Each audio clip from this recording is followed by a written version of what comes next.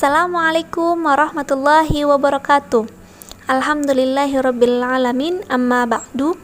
Apa kabar teman-teman semua? Semoga kita selalu dalam keadaan sehat walafiat ya, sehingga dapat menjalankan aktivitas sehari-hari dengan mudah dan lancar. Baiklah, pada kesempatan kali ini, insya Allah saya akan sedikit menjelaskan tentang tugas-tugas guru terkait perangkat pembelajaran. Baik itu sebelum pembelajaran, saat berlangsungnya pembelajaran, maupun setelah proses pembelajaran selesai. Adapun sebelum proses pembelajaran dimulai, ada beberapa hal yang perlu disiapkan oleh guru.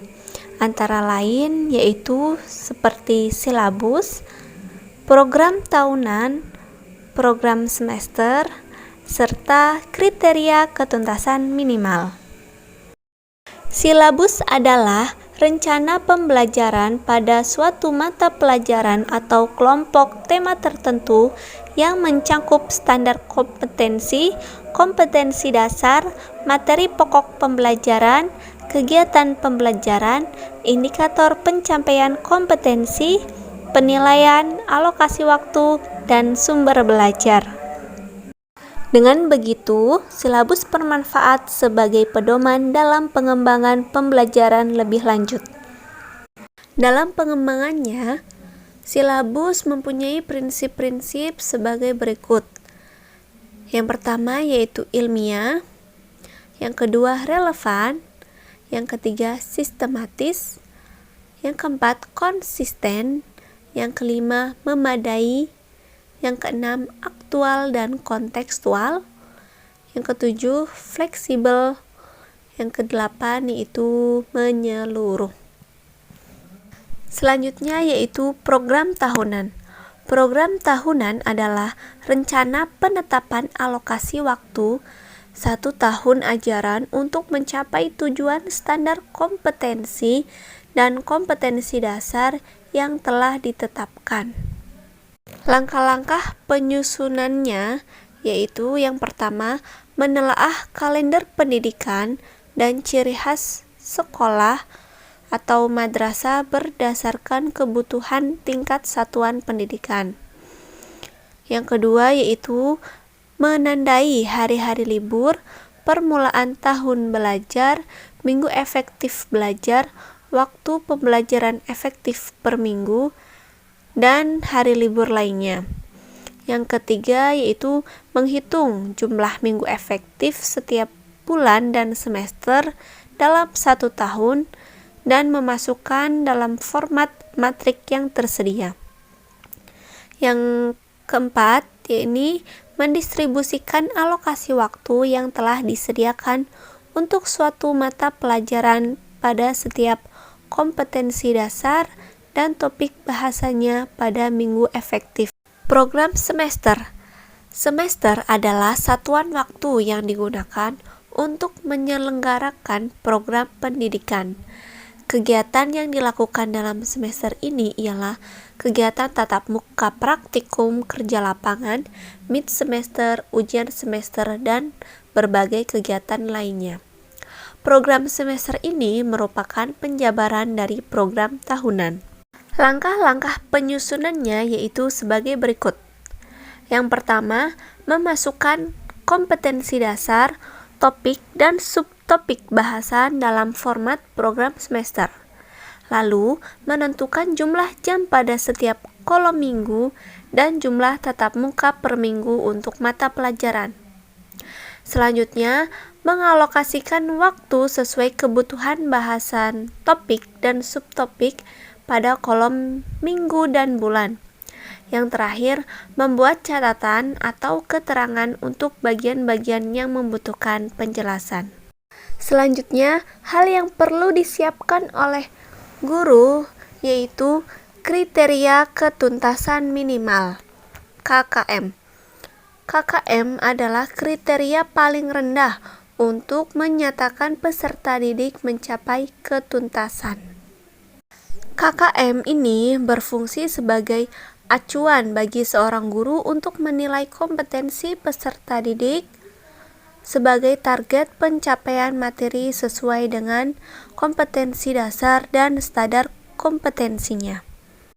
Baik teman-teman, selanjutnya kita membahas tentang perangkat yang harus disiapkan oleh guru saat berlangsungnya pembelajaran. Yang pertama di sini ada RPP, Rencana Pelaksanaan Pembelajaran. RPP adalah rencana yang menggambarkan prosedur dan pengorganisasian pembelajaran untuk mencapai satu kompetensi dasar. Dan menurut Permendikbud nomor 22 tahun 2016, RPP adalah rencana kegiatan pembelajaran tatap muka untuk satu pertemuan atau lebih. Adapun komponen-komponennya yaitu sebagai berikut. Ada identitas sekolah, identitas nama pelajaran, kelas, semester, materi pokok, alokasi waktu, kompetensi inti dan kompetensi dasar, tujuan pembelajaran, materi dan metode pembelajaran, media pembelajaran, langkah-langkah kegiatan pembelajaran, serta penilaian. Selanjutnya yang perlu disiapkan oleh guru yaitu bahan ajar. Bahan ajar memiliki posisi sangat penting dalam pembelajaran. Posisinya adalah sebagai representasi, wakil dari penjelasan guru di depan kelas. Bahan ajar adalah materi-materi yang harus dipelajari siswa sebagai sarana untuk mencapai standar kompetensi dan kompetensi dasar. Ada beberapa prinsip dalam penyusunan bahan ajar, yaitu seperti relevansi, konsistensi, dan kecukupan.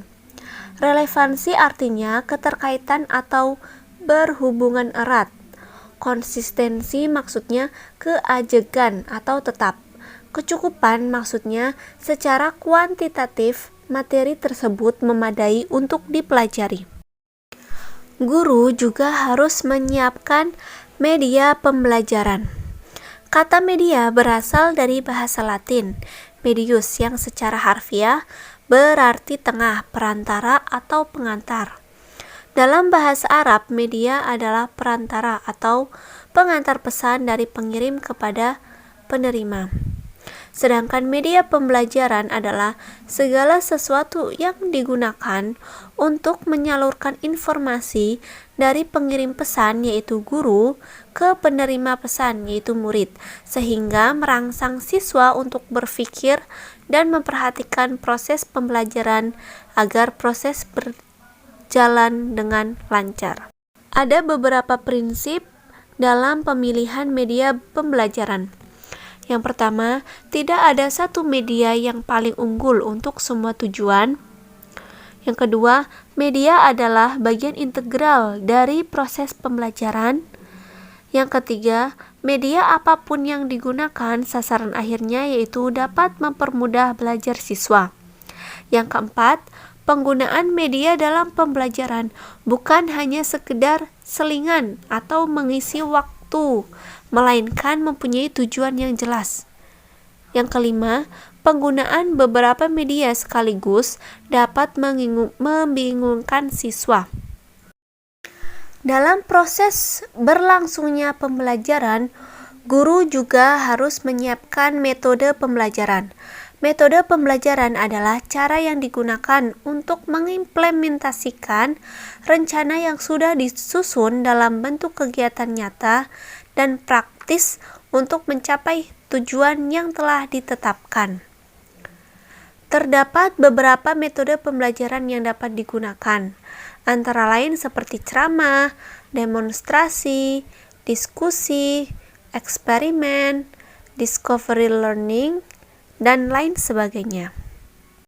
Nah, yang terakhir yaitu tugas guru setelah proses pembelajaran, yakni menyiapkan perangkat penilaian.